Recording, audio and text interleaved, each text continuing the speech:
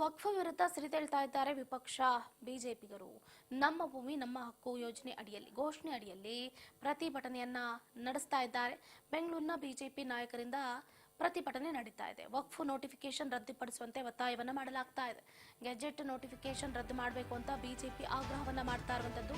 ರದ್ದಾಗ್ಲಿ ವಕ್ಫ್ board ರದ್ದಾಗ್ಲಿ ಅಂತ ಒತ್ತಾಯವನ್ನ ಮಾಡ್ತಾ ಇದ್ದಾರೆ ಬಿಜೆಪಿಗರು.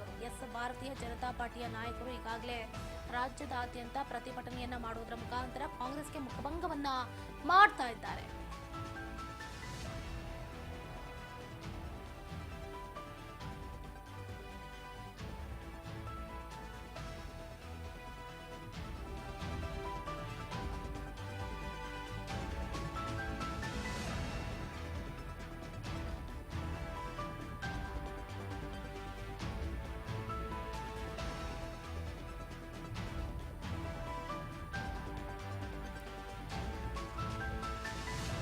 ಆಸ್ತಿ ಕಬಳಿಕೆ ವಕ್ಫ್ ಬೋರ್ಡ್ ವಿರುದ್ಧ ರಾಜ್ಯದ ವಿವಿಧ ಜಿಲ್ಲೆಗಳಲ್ಲಿ ಬಿಜೆಪಿ ಪ್ರತಿಭಟನೆಯನ್ನ ಮಾಡ್ತಾ ಇರುವಂತದ್ದು. ಈ ವಿಷಯಕ್ಕೆ ಸಂಬಂಧಪಟ್ಟಂತೆ ಹಲವಾರು ನಾಯಕರು ಕಾಂಗ್ರೆಸ್ ವಿರುದ್ಧ ವಾಗ್ದಾಳಿಯನ್ನ ನಡೆಸ್ತಾ ಇದ್ದಾರೆ. ಸಿಟಿ ರವಿ ಅವರು ಕೂಡ ಕಾಂಗ್ರೆಸ್ ವಿರುದ್ಧ ಗುಡುಗಿದ್ದಾರೆ.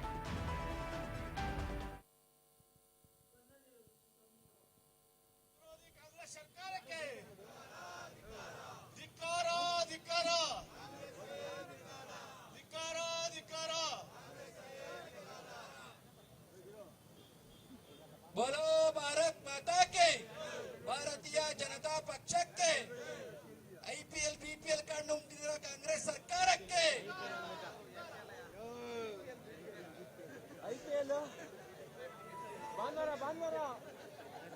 राज्य कांग्रेस सरकारಕ್ಕೆ.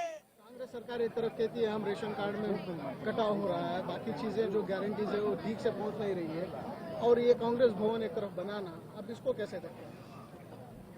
रेशन कार्ड जनता हर जगह में उसको घेराव करने के लिए शुरू करे है ना, उसके लिए डर गया नहीं है तो 14 लाख रेशन कार्ड मुझे लगता है कट किया है। गरीबों को रेशन कार्ड को भी छीन लिया है कांग्रेस गवर्नमेंट। कांग्रेस भवन उसका पार्टी का इरादा है, करना है तो करना। ये कांग्रेसियों ने गरीबी नहीं है, सब लोग अमीर लोग है।